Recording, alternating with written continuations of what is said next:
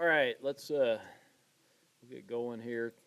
I'm going to talk a little bit. I really want to come around today and see everybody's starting point. See, make sure you're all on track. I think those are due today, aren't they? Or the starting point for Project One, 16th. Okay. Well, I still want to come around and see everybody's. Right. It's way easier for me to correct them if I've already come around and see it, and then you guys get better scores too. So hopefully you've done some work on those. Uh, this week, week four. We are in week four, right? Yeah. Yes. So we got chapters 5 and chapter 6.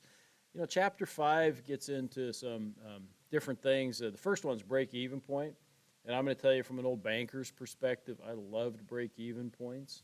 Okay, if I did, and I had to do a lot of down and dirty types of analysis with small businesses and whatnot, that was kind of my go-to thing, right? And the reason for that is generally if somebody came in and they were proposing a small business, they had pie in the sky projections and they'd look kind of silly. But I could sit there and do a break even analysis, and it really wasn't that time consuming. And I could say, well, yeah, they're projecting $3 million in sales. I don't think that's realistic, but their break even point is $450,000 in sales. That might make some sense to me, right? And if they can break even, that means that they can pay me, and that as a banker, that's what I was worried about. So I really like the break even point. You're going to get into operating leverage, degree of financial leverage. There's a couple of combined leverage. There's a few others that you get in there. Honestly, we didn't use a lot of those particular deals. I think you would if you were analyzing, if you were an analyst and you were typically analyzing bigger corporations and whatnot, you might use those tools. For small businesses, of course, we did a lot of farm and ranch, and so it really wasn't as big a deal. Now, that said, did we look at a lot of other ratios, debt to asset and some things like that? Absolutely, just constantly. Those ratios, current ratio, et cetera, et cetera. I think chapter 6, if I'm not mistaken, gets into working capital. Huge, huge, huge, okay? That was, other than maybe equity position, that was probably the next thing we looked at for any small businesses or farms and ranches. Look at their working capital position and see where they're at. So, check their current assets minus their current liabilities is your working capital, right? It's fairly simple, okay? And we'd look at the current ratio. Sometimes the quick ratio, that really depended on the type of business. That was, I think, more important for retail organizations as opposed for some other organizations. So those, these are, they're good exercises that they have here. I think going through those degrees of operating leverage and those things is good. Are you going to use those a lot? Maybe not. It kind of depends on where you end up, but it's always good to have that kind of a reference. You can come back and see how it's done. What's nice, I didn't bring my book, but right at the end of the chapter, there's one page, and it has, I think, the 5 or 6 formulas right on there. You might want to mark that page, because then it's really easy when you're working on a particular formula. You can go right there, and they're nice and bold, and you can see them, and it'd be pretty easy to plug those things in. So you may want to mark that. So chapter 5 we got due today, right? Both the quiz and I did change that this morning. I looked at it. I had them due this afternoon for some reason. I changed them both to tonight. So usually I've had things due at night. I don't know why I had those in the afternoon, so I went ahead and changed those. And then chapter 6 due on Thursday night. So, okay. Then let's take a look at where we're at. Project 1. Yes. Download this. Oh, shoot, I didn't want that. Can't hit the right button.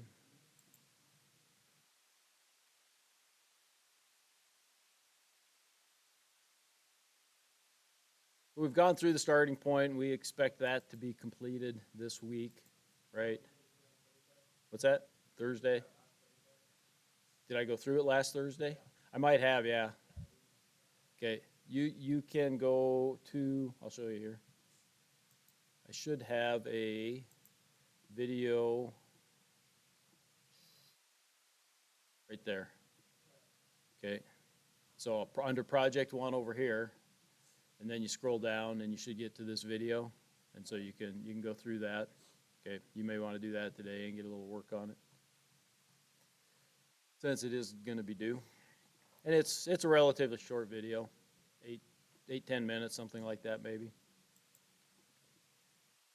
And I think I went ahead a little bit and talked about the payroll. Okay. What's that? No, you guys have to do double. How's that?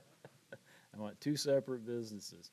Remember, okay, owners do not get paid here, okay?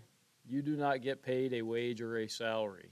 You're going to get paid on the cash flow, okay? So I don't want to see, and sometimes it's kind of weird, even if you put in like a 1 here, if I'm not mistaken, yeah, it puts some numbers down here. So don't put anything in there, okay? Just make sure you leave that blank for owners.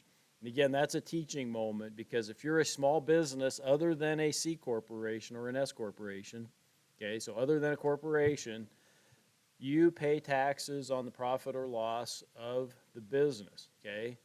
And so you don't pay yourself in the conventional fashion, right? You're going to pay yourself on the cash flow when we get to the owner's distribution.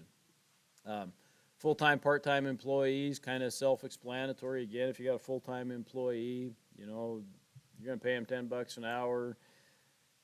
You know, full-time, I would say if it's over 30 hours, you might include them as a full-time employee. If it's under 30, part-time, that's sort of kind of a pseudo definition, I guess I would say, of those. So, you know, put in 35 or something. Okay. Oh, how come it didn't fill those things in for me? Estimated hours per week, $10. Wow. That's kind of crazy. Average hourly pay, so I got $10. I got let's put 40 hours in. Huh. Oh, I didn't put in, yeah, I should have filled those in for me. Is your guys' working? Huh. Yeah. It should automatically carry this over then. Yeah. Yeah. That's really kind of funky why it's not. So I might have to take a look at that and change get the template fixed again.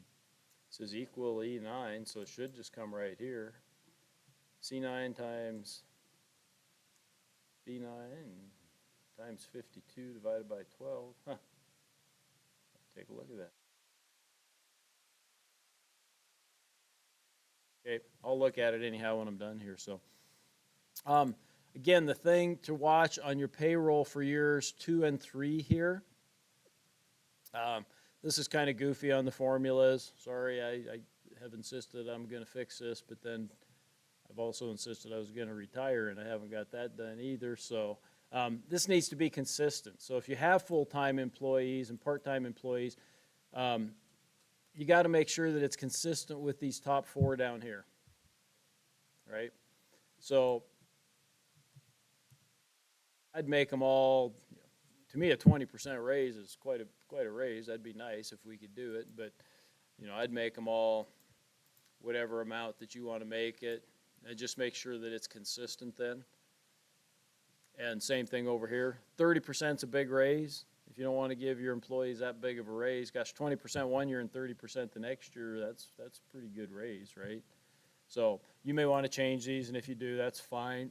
But again, just make sure it's consistent.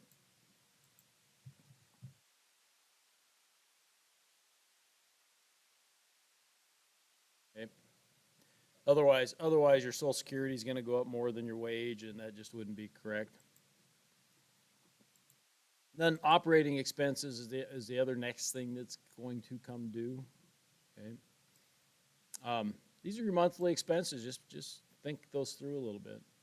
And there's nothing magical about this or anything. You should be able to think these through. If you got some questions about them, you know, is this going to apply to me? Some of these won't apply to you, and then again, you might have some that apply that aren't listed here. This is one of the areas, white spaces, that I'll allow you to change, right? You know, if you don't have travel, meals, and entertainment, but you've got you know, rocket fuel, you know, go ahead and change it to rocket fuel, okay? In your label here, that's fine. Okay? So you can change these labels over here. There's probably no need to change many of them. If you do, it's maybe going to be one or two of them or something like that. The bottom part's all going to fill in for you. Okay? So the operating expenses will be kind of nice. Now, if you get done with this and you come through month 6, or let's just say it's got total operating expenses and they're averaging about $2,500 a month, right? That's going to be in 6 months, $15,000. What you do want to do is then go back to your starting point and see if you have $16,000 or $15,000, I'm sorry, right here in this C29, your working capital. Because generally speaking, that used to be the rule of thumb that the SBA used to look for, was that on your startup, they wanted you to have about 6 months worth of operating expenses in your working capital. Okay, that was kind of what they looked at. You know, if you got 14,000 in there, that's probably fine. If you got 18,000 in there, that's more than fine. Okay, if you got extremes, if you got $1,500 in there, you know, I'm probably going to question that, right? If you've got $150,000 in there, I'm going to question that too and say, why the heck would you have so much cash? You know, you don't need it. So, okay. So just double check on that. You know, make sure you're kind of in the ballpark. You know, even 12,000 is probably, yeah, that's okay. You know, that's close. SBA wasn't that nitpicky, they said about. Okay, and we don't know exactly what our operating expenses are going to be anyhow at this point. So, okay. I think I'll wait, and maybe Thursday I'll get talking about the sales forecast a little bit and how we go about doing that. So, anybody got any questions on the assignments, quizzes, project, any of those things? Oh, quiz 5 and assignment 5 are due today, tonight. Quiz 6 and assignment 6 are due on Thursday. Okay, Jake, question?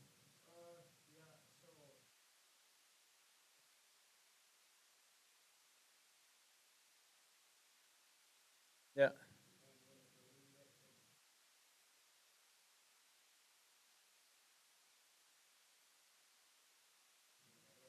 Okay. It did?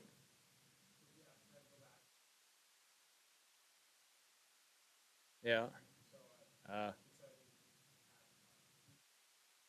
yeah, I think I do. But I wouldn't have taken anything off on your grade.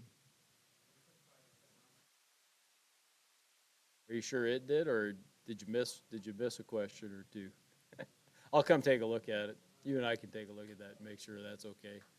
And then I got to work on this a little bit too, see how come that's not carrying out. So, all right, I'm going to hit stop on this.